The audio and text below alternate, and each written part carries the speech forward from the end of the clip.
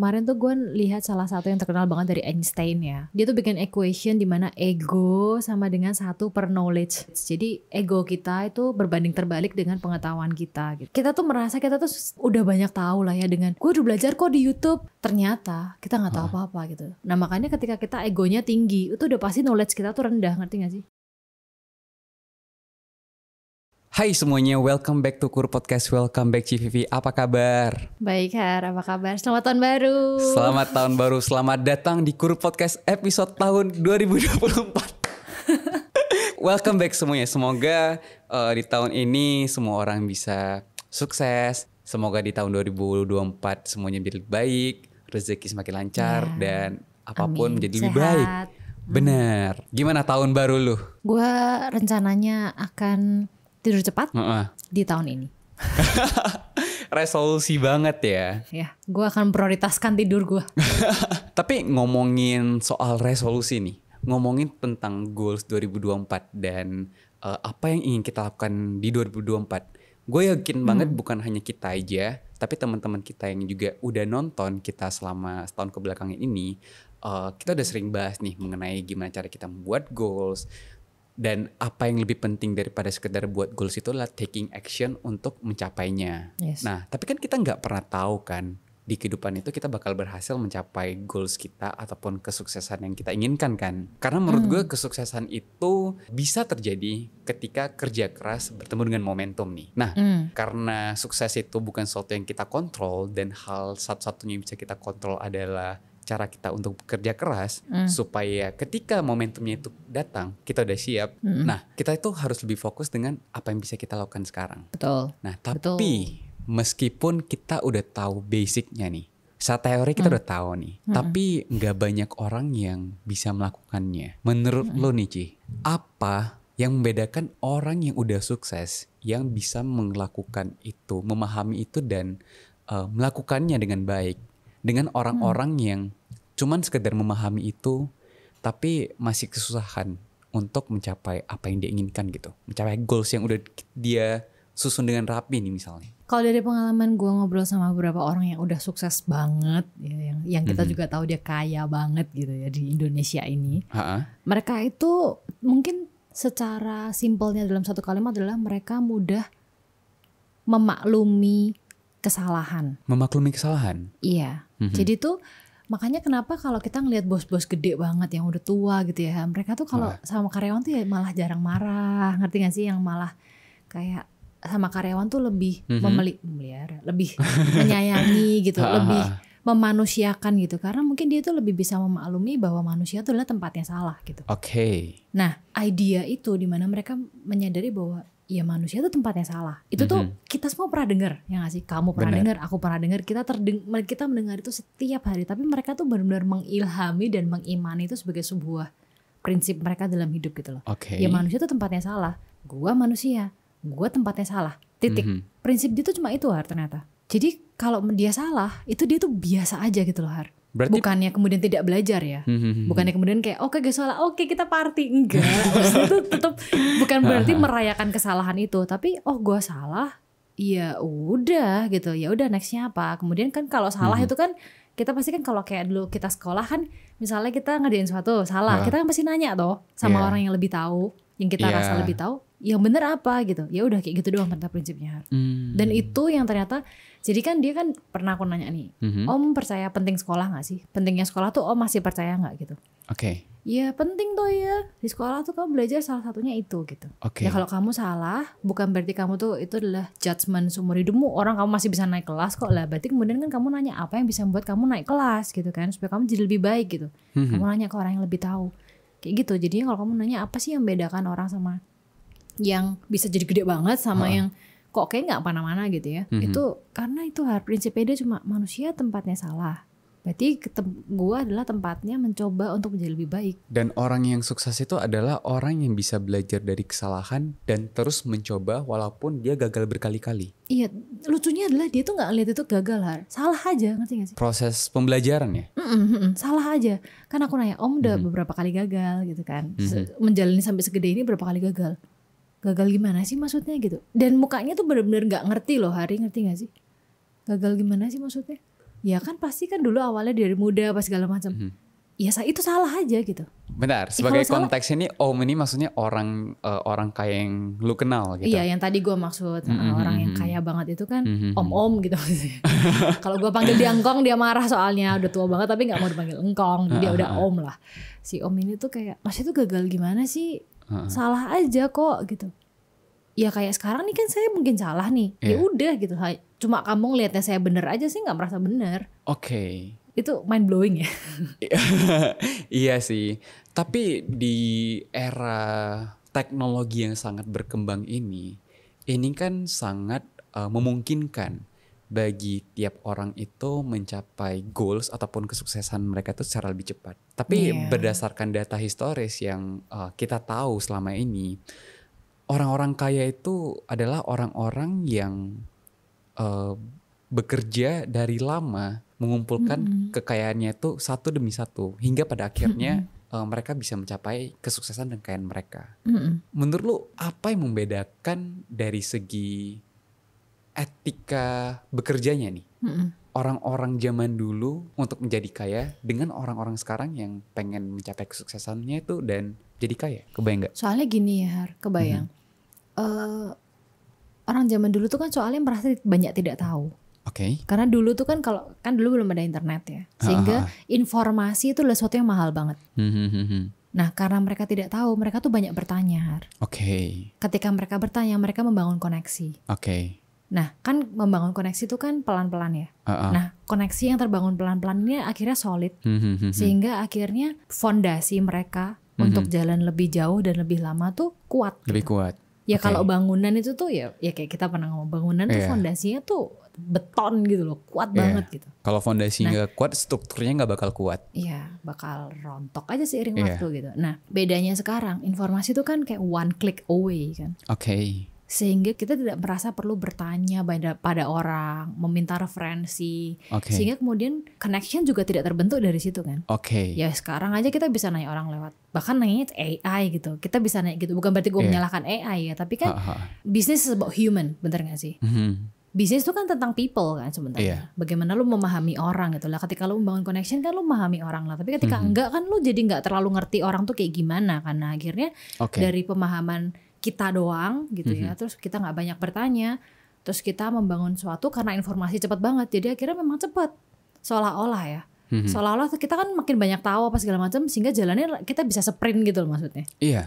Ya udah nggak perlu banyak orang, nggak perlu apa, jadi memang ramping tapi cepet gitu. Ya tapi kan akibatnya ya kayak gue bilang fondasinya nggak kuat gitu. Jadi yang membedakan adalah menurut gue tuh adalah karena dulu itu informasi susah dan sekarang tuh gampang sehingga orang dulu itu mau nggak mau connect sama manusia. Jadi akhirnya dia ngerti cara ngejalanin bisnis dari apa yang dia tahu. Tapi kalau sekarang karena kayak kita nih kan juga jarang ketemu orang lain gak sih? Jadi akhirnya kita juga salah kadang-kadang memahami orang gitu loh. Oke, jadi yang membedakan kesuksesan dianggap anak-anak sekarang itu adalah lebih ke kesuksesan instan. Kayaknya semua pengen instan gak sih Har? Kayak bahkan ya kalau gue ngeliat YouTube tuh kayak this is how I turn into a millionaire in 5 years gitu. Tapi menurut itu kan lu clickbait ya?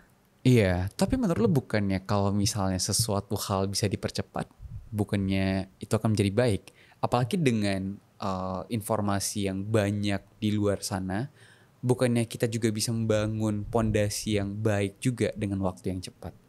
Emang apa masalahnya dengan kecepatan ini? Sebetulnya aku akan pakai perumpamaan mobil ya Har. Apa tuh? Gini deh, kita tahu ada Brio, kita tahu ada Ferrari. Oke. Ya dong. Oke. Ini adalah ya kan Menarik Honda nih. lah ya, mobil Honda gitu. Brio itu kan adalah mobil yang masyarakat hampir kebanyakan punya, bukan berarti itu jelek ya. Iya. Tapi kan dia ini punya batasan kecepatan, ada alasannya kan. Iya, benar. Karena dia dibangun massal, banyak, cepat, supaya orang bisa pakai semua, cepat gitu loh. Dan kemudian apakah jelek? Enggak, bagus kok. Gua juga pakai kok. Tapi kan kita tahu kita nggak bisa lari 200 dengan mobil Brio gitu loh. Ya bisa tapi mungkin ku terbang entah kemana gitu. Iya, bahaya lah. Iya bahaya gitu. Oke, itu kita ngerti ya, sepakat ya. Terus kemudian kita punya Ferrari, di mana dia dibuatnya sedikit, lama, ya kan, butuh riset yang segala macamnya. Terus yang punya juga nggak banyak, dan dia sengaja didesain khusus untuk bisa kecepatan tinggi. Benar. Dan apakah kita pernah dengar Ferrari jalan kecepatan rendah? Ya jalan, kalau parkir mungkin doang ya. Tapi kan dia kan memang dibuild untuk cepat. Tol. Kejebak di jalan macet tol Jakarta. Jadi satu-satunya dia pelan lah kok dia kejebak ya. Iya, kejebak macet. Oke, next. Itu dia maksud gue. Apakah cepet? Boleh. Tapi lu harus punya build yang kuat. Lu harus meyakinkan bahwa lu siap untuk lu mau jalan cepet gitu loh. Dan punya batasan-batasan tertentunya ya. Iya. Jadi setiap orang tuh boleh cepet tapi kan punya batasan-batasannya. Brio ini juga gak harus selalu jalan 20 km, enggak. Dia juga bisa jalan 100.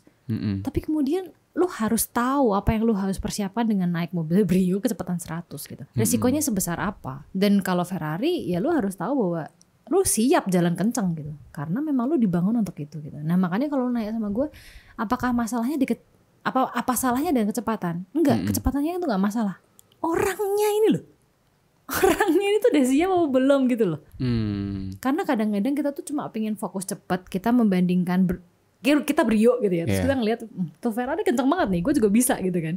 Terus kita merasa kita Ferrari gitu. Hanya karena kita ada di jalanan yang sama. Nangkep gak sih? Nangkep. Kan enggak toh. Padahal kita gak bisa secepat itu dengan kapasitas yang kita gitu punya. Itu dia maksud gue. Makanya apakah kecepatannya itu masalah? Enggak. Tapi karena masalahnya tuh karena lu gak kenal diri lu tuh siapa. Terus lu cuma pengen fokusnya di kecepatan dengan segala yang kita punya. Apakah itu salah? Ya jadi salah. Karena lu gak kenal diri lu sendiri.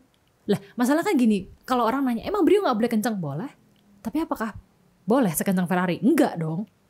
Kan salah kalau lu menginginkan itu gitu. Jadi jatuhnya gitu. Makanya ya gue tidak menyalahkan kayak lu tadi bilang dengan AI, teknologi apa segala macam. Kita kan tidak harus kayak dulu bangun candi bisa ribuan tahun gitu kan. Enggak ya, sekarang bisa bangunan kayak kalau gue ke Singapura juga kalau bangun apartemen tuh cuma ditaruh tek gitu cepet banget. Iya, benar. Nah, tapi kalau dipikir lagi, itu Singapura, ngerti gak sih? Bangunan itu tuh gak jatuh bukan karena itu dibangun cepat, tapi kan yang bangun tuh Singapura, ngerti gak? Kalau yang bangun itu entah siapa di Indonesia, belum tentu loh. Karena mungkin ya mereka lebih siap, tanahnya lebih siap, mereka kapasitas tahu lokasinya. mereka tahu apa yang harus dilakukan supaya walaupun dalam waktu singkat bangunan itu masih tetap bisa berdiri dengan kuat. Itu dia. Kalau di sini cuma pengen ya pokoknya gue pengen bangun kayak Singapura 5 hari jadi gitu. Ya, yang salah siapa? Ngerti gak sih maksudnya? Mungkin itu yang banyak terjadi di anak-anak sekarang. Kenapa anak-anak sekarang itu banyak rentan dengan yang namanya mental health crisis.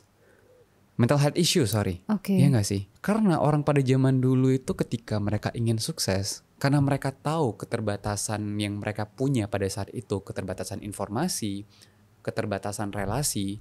Jadi mereka tahu untuk bisa mencapai goals mereka itu ataupun kesuksesan mereka itu, ya mereka harus jalannya lambat, yang kayak lu bilang tadi. Dan dengan jalan yang lambat itu mereka membangun pondasi yang kuat. Sedangkan yang terjadi kepada anak-anak sekarang ya, atau mungkin gue lah, mungkin pada beberapa tahun lalu lah, gue menganggap dengan adanya informasi yang berterbangan di luar sana, yang one click away dari gue, dan gue bisa mengakses apapun yang gue mau, seharusnya itu membuat gue bisa mencapai kesuksesan itu dengan lebih cepat kan. Dan apa yang salah dengan kecepatan itu? Tapi ternyata ketika gue mengakses itu dan gue gak bisa mencapai kesuksesan itu walaupun dengan banyaknya informasi yang gue ada dan masih belum bisa mencapai goals yang gue inginkan, gue jadi patah arang dan gue jadi gak pede sama diri gue sendiri. Dan itu yang mungkin leads to mental health issue gak sih? Yang banyak terjadi sama anak-anak sekarang. Ada satu kata-kata Uus ya yang gue inget, kayaknya Uus nih kalau gak salah, Bang Uus lah, sorry. Bang Uus itu ngomong gini, kadang-kadang kita tuh merasa kita ada di kehidupan yang sama hanya karena kita ada di media sosial yang sama, kira-kira kayak gitulah. Jadi karena kita tuh sama-sama punya Instagram gitu ya. Terus kadang-kadang kita ngelihat orang tuh kayak, kok kehidupan dia enak banget sih, kok kehidupan gue kayak gini. Hanya karena kita ada di satu layar yang sama, kita tuh merasa kehidupannya kita tuh bisa dibandingkan gitu. Kayak tadi, hanya karena kita ada di jalan yang sama, kita merasa kehidupannya bisa dibandingkan. Padahal tuh enggak gitu loh. Itu kan hanya apa yang kelihatan tuh. Di belakangnya itu kan kita nggak tahu gitu loh maksudnya. Jadi jatuhnya ya krisis karena kita nggak tahu. Karena kita nggak, we don't take time to understand, we don't take time to kayak tadi gue bilang connect to people. Jadi asumsi persepsi kita tentang orang itu salah, totally salah karena kita pakai one click away tadi loh, kayak apa yang kita kalau lu riset apapun di internet yang lu cari ya, lu akan nemu jawabannya apa yang lu mau. Jadi itu tuh bener apa salah tuh tergantung elu gitu loh. Lah, tapi ketika lu bener-bener ketemu orang, itu kan lu apa salah kan akan jelas kan. Oh gue salah gitu karena ini obvious di depan mata gue gitu. Tapi kalau cuma di layar tuh kan apa yang lu mau lu akan nemu. Jadi jatuhnya ya karena kita nggak menghabiskan waktu dengan manusia, salah kita. Dan ya, kurangnya kapasitas kita untuk connecting the dots gitu. Connecting the information yang kita punya. Yang which is orang-orang kaya yang udah pada berumur, mereka tahu untuk connecting the dots dan informasi yang benar itu seperti apa. Makanya itu yang mungkin membedakan anak-anak sekarang kenapa mereka lebih rentan terhadap mental health issue ini. Karena mereka ingin sesuatu secara instan, tapi sebenarnya nggak ada sesuatu yang instan gitu loh. Bahkan mie instan sendiri lu harus buka bungkusnya, lu harus manasin Not air. That instant ya. Iya. Jadi sebenarnya kata instan itu nggak ada. Menurut lu iya gak sih? Soalnya gue iya benar. Dan kemarin tuh gue lihat salah satu yang terkenal banget dari Einstein ya. Kita semua tahu lah. Dia tuh bikin equation di mana ego sama dengan 1 per knowledge. Pasti pernah lihat dong. Oke, gue pernah dengar tapi ya kan? gue nggak benar-benar tahu. Dia kan terkenalnya EMC kuadrat nih. Selain itu adalah iya pakai istilah lah ego sama dengan 1 per knowledge. Jadi ego kita itu berbanding terbalik dengan pengetahuan kita gitu.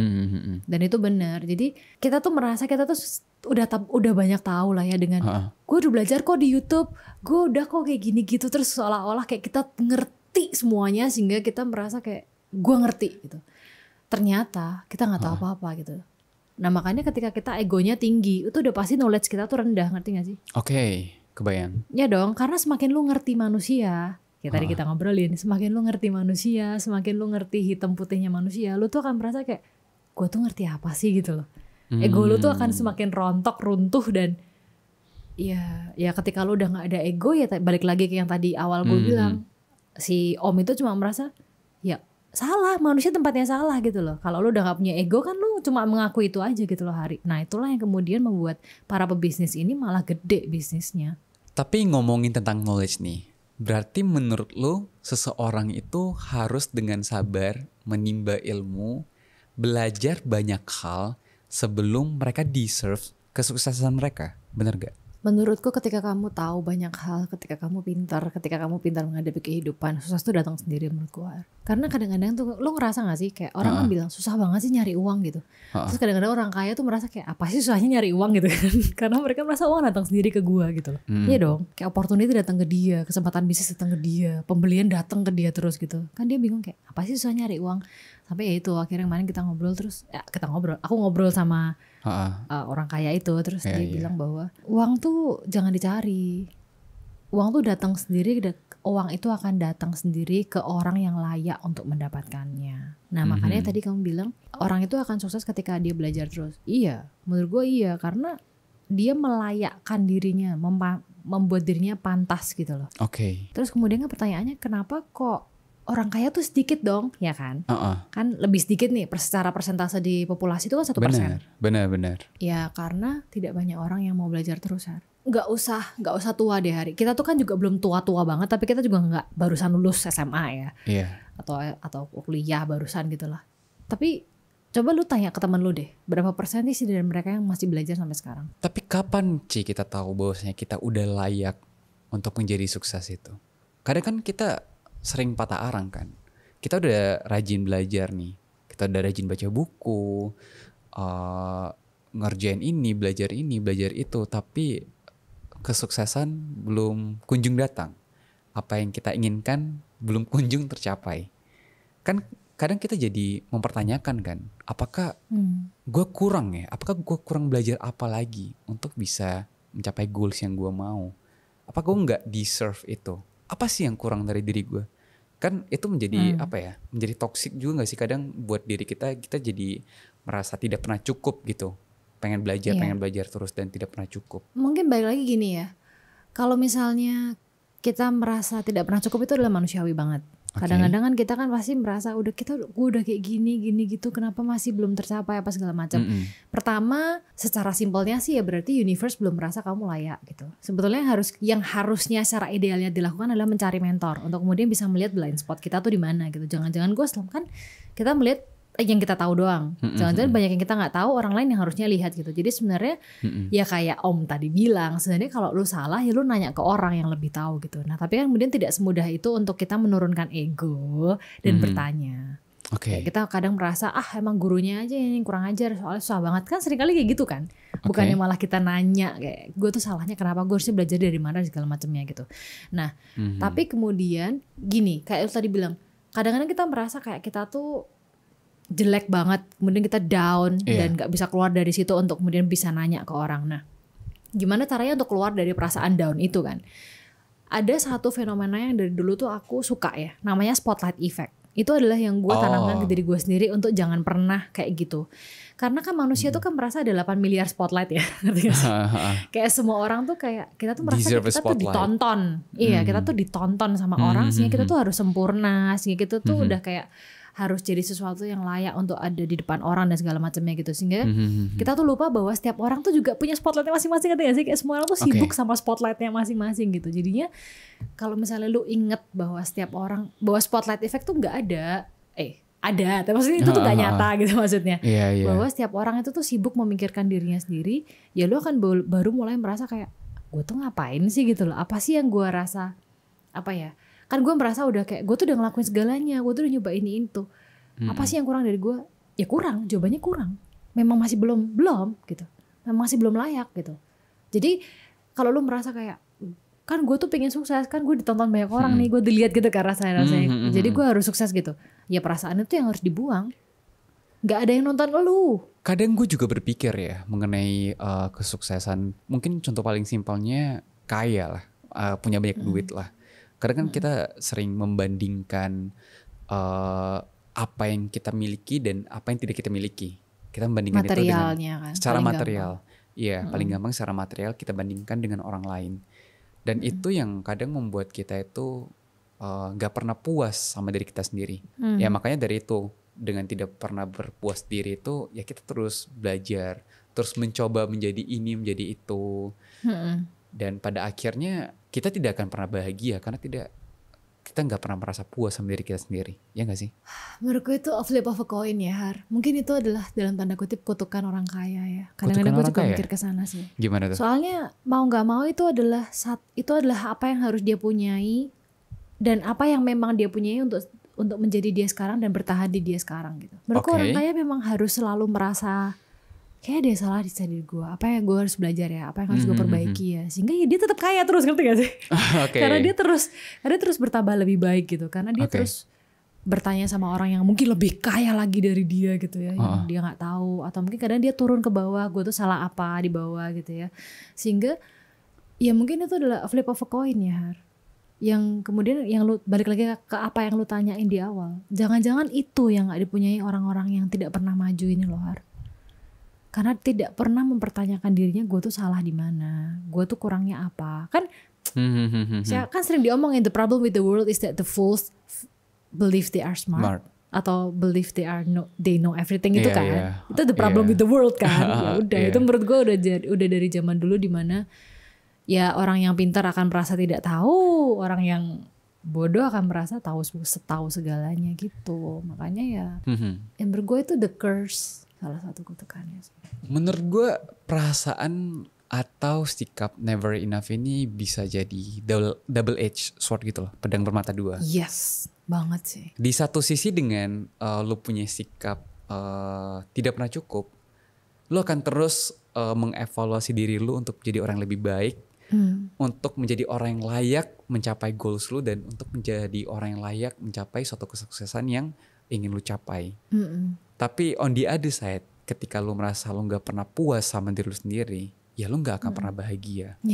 Pertanyaannya, gimana caranya membalance kedua hal ini? Tadi perumpamaan lu bagus banget sih. Papaku juga sering bilang gini, kamu tahu pisau? Dia bilang gitu kan. Iya. Nah pisau ini kalau kamu mau dia utuh selamanya gak usah diasah, dia bilang gitu. Jadi dia akan utuh. Tapi kalau kamu pisau ini selalu tajam, lu asah terus. Tapi akibatnya apa? Pisau itu lama-lama kecil kan. Benar. Lu pernah lihat gak sih? Pisau yang kayak para pedagang itu pegang tuh kan kayak kecil tapi tajamnya setengah mati kan. mati langsung gitu. Oke. Nah bapakku tuh bilang itu, dan dia ngomong itu adalah salah satu filosofi kehidupan, dan iya gue percaya itu. Jadi kalau misalnya lu mau terus berguna, ya lu akan terus diasah, dan itu tapi akan membuat lu habis. Ya semakin tua kan, karena kita juga energinya makin menipis. Itu yang pertama. Yang kedua, gue tuh nonton salah satu gue lupa lagi namanya. Jadi pokoknya dia tuh penulis buku biografinya Steve Jobs dan Elon Musk. Dia itu siapa ya? Yang gue pernah dengar lagi. Om rambut putih. Gue lupa namanya. Gue lupa. Aduh. Tapi tinggal di Google keluar lah. Tinggal di Google keluar. Dia tuh ngomong bahwa Elon Musk itu tidak pernah bahagia. Oh iya. Dia tuh tidak pernah mengharapkan dirinya untuk bahagia gitu. Dia udah nggak lagi peduli gitu loh soal kebahagiaan gitu. Jadi dia itu cuma peduli soal apa yang bisa dikerjakan gitu. Nah terus tadi aku bilang kayaknya itu adalah salah satu kutukan orang yang di sana deh, yang kalau kamu on the top of the top, itu adalah salah satu kutukannya tuh itu gitu. Dia ngomong bahwa dari 10 orang terkaya di dunia ada 15 perceraian. Ini juga yang pernah dikatakan sama mantan istri pertamanya Elon Musk, tahu? Siapa namanya? Siapa namanya? Gue lupa namanya siapa. Dia pernah bahagia ya, apa gimana ya? Gue lupa namanya siapa. Iya. Tapi gue pernah nonton cuplikan TEDx dia ketika dia jadi pembicara. Dia tuh pernah bilang dia itu pernah menikah. Bukan menikah ya? Ya pernah lah. Berhubungan having a relationship sama salah satu orang terkaya di dunia, dan dia melihat yang we all know why gitu ya. Dan dia melihat gimana etos kerja dia dan apa yang dia korbanin untuk bisa menjadi seperti sekarang. Dan mungkin itu ya kali untuk menjadi benar-benar sukses dalam satu hal itu, ya banyak hal yang harus dikorbankan. Begitu pasti. Juga dengan kebahagiaan. Udah pasti, karena untuk bahagia tuh lu hidupnya harus multidimensi kan, sehingga lu merasa whole as a person gitu. Tapi kan untuk multidimensi lu bagi-bagi energi kan. Ya kalau lu mau ada gede, di satu gede iya lu harus fokus. Tapi kalau pengen gede banget kan lu harus totally habis yang lain, lu fokus di situ. Udah pasti kalau orang unidimensi hidup ya udah pasti nggak bahagia loh. Gimana caranya? Nah makanya kalau nanya sama gue tadi, gimana caranya membalancekan itu? Lu jadi ngerti gak sih kenapa mereka tuh aneh, orang-orang kaya ini? Ngerti gak sih? Kenapa mereka kebangunan gitu Twitter bawa wastafel, ngerti gak sih? Oke. Iya. Gitu. Ngerti gak sih, kayak lu akan jadi maklum gitu loh Hari, kayak kenapa orang-orang ini tuh jadi aneh gitu. Karena ya karena kehidupan itu doang yang dia tahu gitu kan, satu. Kemudian kalau lu masih nanya lagi gimana caranya untuk membalancekan itu, pada akhirnya ya kayak orang kaya yang gue temu ini, mereka tuh merasa kebahagiaan mereka tuh udah nggak lagi tentang diri mereka sendiri gitu. Bukannya itu emang konsep kebahagiaan ya? Kebahagiaan itu bukan hanya tentang diri kita sendiri. Iya tapi kan kalau misalnya lu jadi belum sekaya itu dan lu masih punya banyak dimensi, itu kan sebenarnya untuk kebahagiaan tuh untuk diri lu kan masihan. Kayak misalnya lu badminton gitu karena lu happy ngelak badminton. Terus kayak lu ke Starbucks doang ngopi sendiri nggak ngapa-ngapain gitu. Itu kan karena lu happy gitu, for the sake of your happiness gitu. Tapi kalau lu cuma punya kehidupan lu cuma di kantor doang. Dan lu nggak tahu lagi apa kehidupan lain yang bisa lu lakukan. Yang bisa yang lu happy adalah ngelihat orang-orang ngerjain apa yang mereka kerjakan gitu loh. Itu yang buat lu happy. Jadi kehidupan lu adalah tentang bagaimana ya lu membuat kehidupan orang berjalan aja yang lain gitu. Jadi kayak lu yakin dengan lu ngerjain ini, dia masih bisa lu gaji. Kalau dengan dia lu gaji, dia akhirnya masih bisa makan dan segala macamnya kayak gitu. Jadi ya kayak yang orang kayak yang aku kenal ini, dia tuh fokusnya udah kayak di udah nggak penting lah kebahagiaan saya tuh buat apa sih, dia udah ngetuk. Karena dia bilang kalau saya ditanya saya bahagia apa enggak, saya tuh merasa saya nggak layak untuk bilang nggak bahagia, dia bilang gitu. Saya punya rumah, saya punya segalanya yang kalian inginkan gitu, yang kebanyakan orang inginkan. Makanya saya merasa saya nggak layak untuk bilang nggak bahagia. Makanya ya akhirnya saya merasa saya harus bahagia dong. Nah kemudian saya membangun kebahagiaan itu dari misalnya di hari THR itu dia bahagia banget katanya. Gue bangga bisa bayar semua THR lo gitu loh, ngerti gak sih? Dan ngelihat orang-orang itu bawa pulang THR tuh dia bahagia banget itu. Nah itu sumber-sumber kebahagiaannya dia kayak gitu-gitu. Jadi jatuhnya. Tapi kan kemudian pertanyaannya lah berarti jarang dong bahagianya gitu. Iya. Bahagianya pada saat payday doang, which is aneh kan. Gimana? Ngerti gak sih kalau lu harus ngegaji orang tuh kan berat dong. Iya. Iya dong, tapi buat dia tuh bahagia. Makanya kebahagiaannya udah aneh, udah beda gitu. daripada kebahagiaan umumnya. Kan kita bahagia kalau terima duit dong kalau kita. Benar. Nah kalau dia tuh suka kalau lagi ngeluarin duit gitu karena sumber kebahagiaan dari situ. Makanya kalau lu nanya gimana caranya ngebalance sih, kayak fokusnya udah nggak di situ deh. Kalau lu udah bener-bener di mana lu pengen something for greater good, something for something so big gitu ya. No one chase happiness anymore. Makanya aku sih ngerti ya kayak orang-orang itu bilang kayak makin kesini aku jadi makin ngerti kayak orang bertanyakan what is happiness? Ngapain sih gitu? Life is not about happiness. Since when? Gitu-gitu kayak mereka tuh mulai bertanya sejak kapan sih hidup tuh nyari bahagia gitu. Dan gue mulai bisa ngerti gitu. Itu. Gue dulu gak bisa. Life Gua is harus about mengakui, suffering. Iya. Dan Makanya happiness kan kayak, comes from solving a problems. ya sih ya makanya. Dan happiness itu nggak last lamanya loh. Happiness tuh cuman apa ya? Sebentar doang. Iya. Kayak a flip of a second terus kayak gone gitu doang. Makanya ya gue ngerti sih kalau akhirnya orang jadi mempertanyaan orang yang udah itu kayak apa sih happiness? Saya happy kok gitu. Buat kamu tuh happiness apa? Misalnya aku bilang kayak ya saya seneng om kalau misalnya saya bisa beli ini gitu misalnya kayak saya pengen ini dari lama saya nabung saya seneng gitu.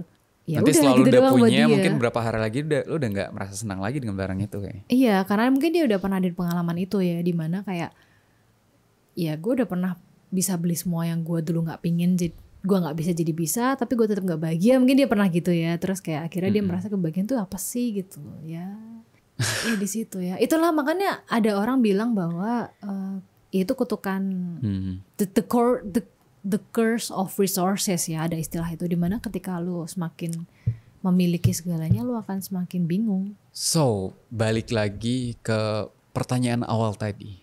Ketika kita melihat 2024 ini dan kita udah membuat rencana apa yang akan kita lakukan. Tunggu. Jadi ada satu hal yang penting banget lagi ya Har ya. Ini adalah sesuatu yang untuk nyambung yang tadi lu nanya. Gimana caranya membalance tadi kan. Aku juga nanya itu. Terus gimana om happy gitu kan. Terus dia jawab, kamu happy kalau beli barang apa misalnya? Ya saya happy kalau saya beli barang om misalnya saya beli HP baru 20 juta gitu misalnya atau saya beli mobil 300 juta gitu misalnya. Terus dia bilang ya itu kan karena misalnya dia bilang ya karena kamu merasa itu di atas kemampuan kamu kan gitu. Iya sih om. Terus dia bilang barang apa Steffi yang di atas kemampuan saya? Terus dia kayak terus dia bilang inti itu bukan nyombong ya. Dia cuma bilang gini, kalau saya menaruh harapan atau kebahagiaan saya di barang, mau beli apa? Dia bilang gitu. Oke bentar, ini buat konteks aja ya. Ya mungkin om-om yang diceritain CVV ini yang mungkin gue tahu juga ini kita nggak bisa kasih tahu nih siapa nih. Iya jangan. Agak confidential nih, tapi ya orang yang kaya lah dan cukup berpengaruh. Kaya banget lah. Cukup berpengaruh. Iya. Jadi ya lu bisa bayangin lah ketika orang kaya dan cukup berpengaruh seperti beliau mengatakan hal seperti itu dan kita tapi bukan yang buat nyombong. Iya, dan kita yang cuman sebatas butiran debu ini yang menaruhkan kebahagiaan kita atas sebuah barang.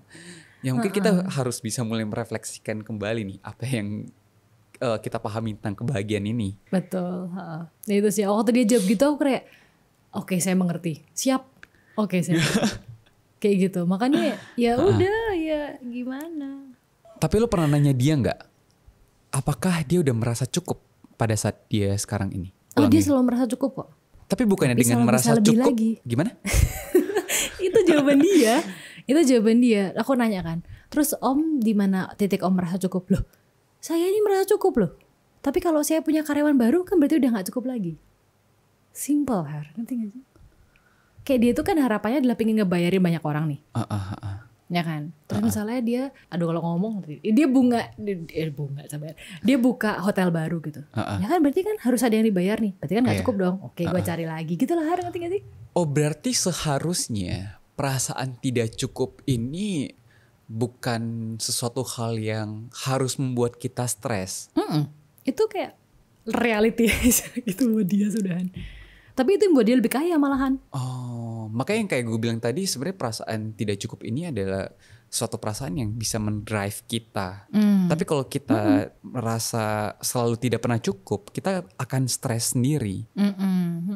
Berarti intinya adalah karena kalau itu cuma internal, karena itu kan cuma internal kan kayak. Iya.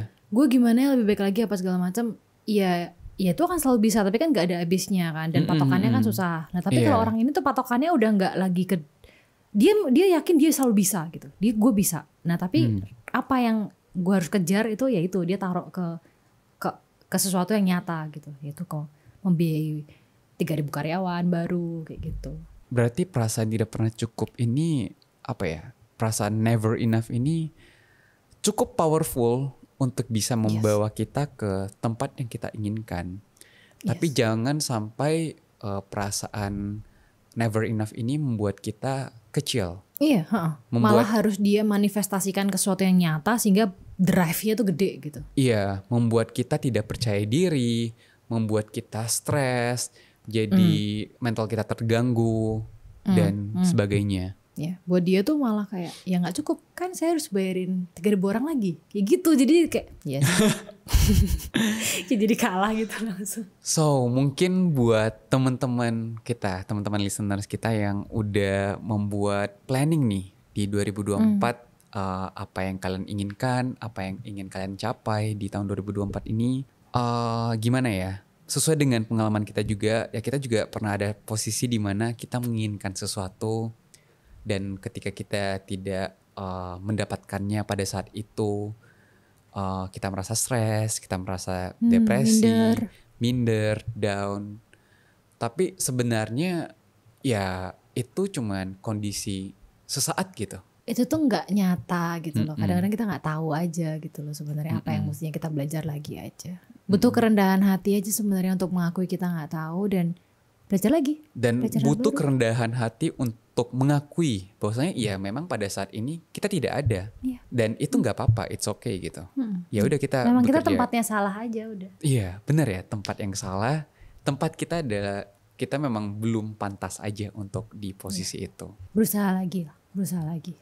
Dan jangan sampai rasa tidak pernah puas ini, never enough ini membuat kita stressful, depresi. Mungkin stres boleh lah sedikit-sedikit ya, pasti kan tertekan gitu-gitu. Tapi jangan jadi nggak ngapa-ngapain. Kalau ngapa-ngapain ya jelas nggak kemana-mana. Dan tidak seharusnya hal ini membuat mental kita terganggu. Iya jangan diizinkan gitu. Maksudnya silahkan stres, silahkan merasa tidak cukup, silahkan merasa minder apa segala macam, ya sesaat aja gitu. Tapi terus kemudian actionnya apa? Yap, mungkin itu aja episode pembuka di tahun ini. Semoga hal kecil ini ataupun hal yang kita bisa pelajari dari om-om kaya itu bisa membantu kita untuk mencapai goals kita di tahun 2024 ini. Dan sekecil apapun action yang kita lakukan, ya gue yakin suatu saat ketika momentumnya itu datang dan kita udah cukup berusaha keras, semua itu akan tercapai. So mungkin itu aja buat episode hari ini. Sampai jumpa lagi minggu depan dan until next time. Bye-bye. Bye.